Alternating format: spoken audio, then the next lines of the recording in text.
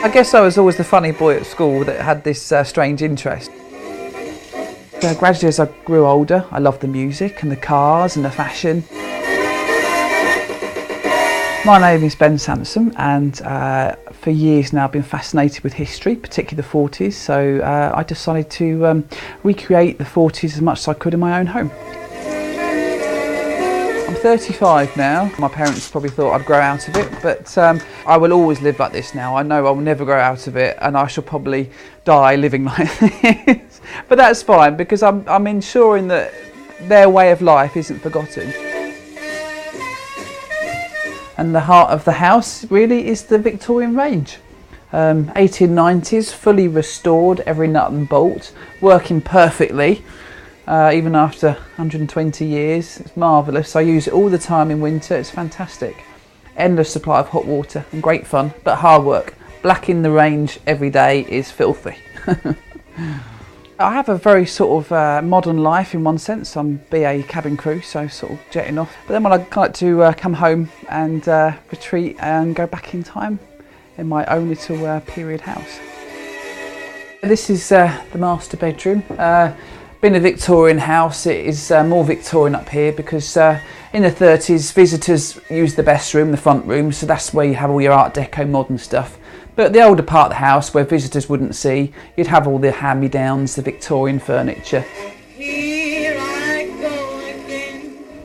One of my favourite parts about the house is the location. The view outside this window hasn't changed for practically 1,000 years, being the old town church. It's just a pity about the modern traffic, can't do much about that.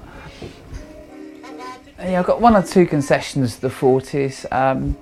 I don't do microwaves or dishwashers, I don't go that far, but I do have a fridge, I'm afraid. Meat safes aren't great these days. I've got a fridge, sorry. I think years ago I used to hope that one day I'd have someone live with me and be sort of compatible, but I think my interest is so extreme that my partner has a modern house and I have a period house, so we have a house each. It's great because not everyone wants to live like that. I appreciate that.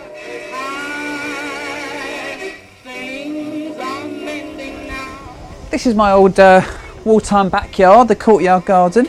My absolute pride and joy is our locally made mangle here. My grandma might have actually used this, belonged to a neighbour of hers. And yeah, it was made right here in our town, and it's Victorian, again survived 100 years. What can you buy now that you'll still be able to use in 100 years' time? It's incredible, really.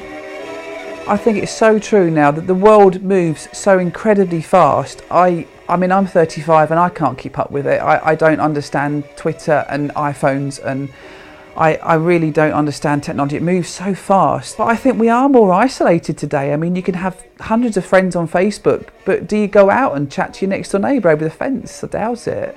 You know, it's scary today. I think we're more isolated and we've lost such a lot that I'm just trying to hold on to some of the old world charms of that period for as long as I can.